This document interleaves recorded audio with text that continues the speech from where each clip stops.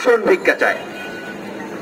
শাহজাহান ওমরের মতো নেতাদেরকে কেনা যায়, সৈয়দ ইব্রাহিমের মতো নেতাদেরকেও কেনা যায়, বর্ষিয়ান নেতারাও কুরবানির গরুর মতো দাঁড়ার দামে ওঠে, কিন্তু এই তরুণ ছাত্র নেতারা তাদেরকে কেনা যায় না।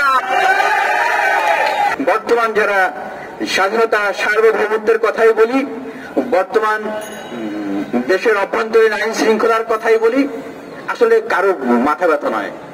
তাদের মাথা ব্যথা হচ্ছে এই যে সরকার আছে, সেই সরকারকে আবার কিভাবে ক্ষমতায় রাখা যাবে, কিভাবে তাদের লুটপাট, ছিনতাই, রাহাজানি, চুরি, বাটপাড়ির কার্যক্রমকে আরো শক্তিশালী করা যাবে এবং সেখান থেকে ভাগ পাওয়া যাবে। এটি আসলে আমাদের এই দেশের মানুষের জন্য খুবই দুঃখজনক এবং খুবই হতাশার একটি কথা। আমি আগেই বলেছি যে আমি দারাজ করতে আগের মতো সাবলীল ভাষায় সেভাবে কথা বলতে পারি না। আরেকটি কথা বলবো, আমি আজকে বাসা থেকে যখন আসছিলাম, আসার সময় উবারে করে এসেছি। উবারের যেখানে পাওয়া যায় সেখানে গিয়ে বললাম যে ভাই যাবেন কোথায়? বললাম যে বিজয়নগর পানির ট্যাঙ্কি। ভাড়া কত? উনি বললেন যে ভাই 250 টাকা। আমি বললাম যে ভাই এত টাকা ভাড়া, আমি তো যখন গিয়েছি আমি তো এত টাকা দিয়ে যেতাম না, আমি তো সর্বোচ্চ 150 টাকা, 160-170 টাকা। তখন উনি বললেন যে ভাই আমি আপনাকে চিনি। আমি যে কিভাবে চেনেন? ভাই আপনি গণ অধিকার পরিষদের অফিসে যাবেন। আমি যে ভাই গণ অধিকার পরিষদের অফিসে যাবো, আপনি কিভাবে চিনলেন আমাকে? তখন উনি বললেন যে ভাই আপনার বাবা এই জায়গা থেকে প্রায় 1-2 দিন পর পরই কোর্টে যাইতেন আপনার মামলার জন্য,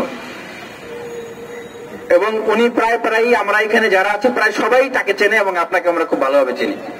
যে এত দিন উনি এই জায়গা থেকে এই বাইকগুলোতে উবারে করে কোর্টে গিয়েছেন, আমরা সবাই পরিচিত, তাকে চিনি এবং আপনাকেও চিনি। এবং আপনি যাবেন বিধায় আপনার কাছে 250 টাকা চেয়েছি এবং আপনি বলেছেন 200 টাকায় যাচ্ছি, 180 টাকায় যাচ্ছি, না হলে অন্য কেউ হলে যেতাম না। এই কথাটা বলার উদ্দেশ্য হচ্ছে যে এই যে আমরা যারা রাজপথে প্রতিবাদ করি, আমরা যারা দেশের জন্য কথা বলি, দেশের স্বাধীনতা, সার্বভৌম, দেশপ্রেমকে এই তরুণরা আমরা যারা হৃদয়ের গভীর থেকে সত্যিকার অর্থেই ধারণ করি, আমরা যারা সরকারের কাছে, সরকারের পয়সার কাছে, সরকারের ক্ষমতার কাছে, সরকারের লোভের কাছে আমরা যারা বিক্রি হই না, তাদেরকে কিভাবে দমন, পীড়ন এবং নির্যাতন চালানো হয়। হয়তো আপনারা এখনো অনেকেই বুঝছেন না যে গণ অধিকার পরিষদের সাধারণ সম্পাদক জনাব রাশেদ খান, তার নামেও কিন্তু গ্রেপ্তারি পরোয়ানা কয়েকটা জারি করা অবস্থায় আছে। এগুলো আসলে কেন করা হচ্ছে? আপনারা যদি খেয়াল করে দেখেন যে এই গণ অধিকার পরিষদের, এই ছাত্র অধিকার পরিষদের রাজনীতিতে এদেশে একটি সংগ্রামী চরিত্র রয়েছে। এই ছাত্র অধিকার পরিষদ, গণ অধিকার পরিষদ, যুব অধিকার পরিষদ, শ্রমিক অধিকার পরিষদের রাজনীতির এই দেশে একটি আবশ্যীন চরিত্র রয়েছে, যেই চরিত্রটিকে এই সরকার ভয় পায়। জাতীয় পার্টিকে কেনা যায়, তারা সরকারের কাছে হাত পাতে, আসন ভিক্ষা চায়।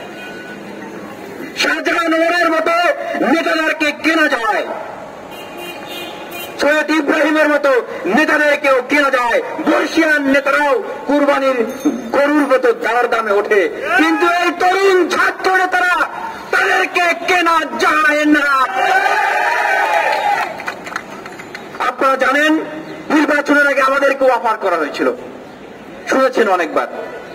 এদিকে আমাদের নেতৃবৃন্দদেরকে চাপ প্রয়োগ করা হচ্ছে যে তোমরা নির্বাচনে যাবে কি যাবে না, তোমাদেরকে নিবন্ধন দেওয়া হবে, পয়সা দেওয়া হবে, এমপি মন্ত্রী বানিয়ে দেওয়া হবে, আর যদি না যাও তোমাদের যে মামলা দেওয়া হয়েছে তোমাদেরকে জেলে পড়া হবে। আমার বাবা যখন আমার সাথে সাক্ষাৎ করতে গিয়েছিলেন, তিনি অনেক কৌশলে সেই কথাগুলো আমাকে বললেন।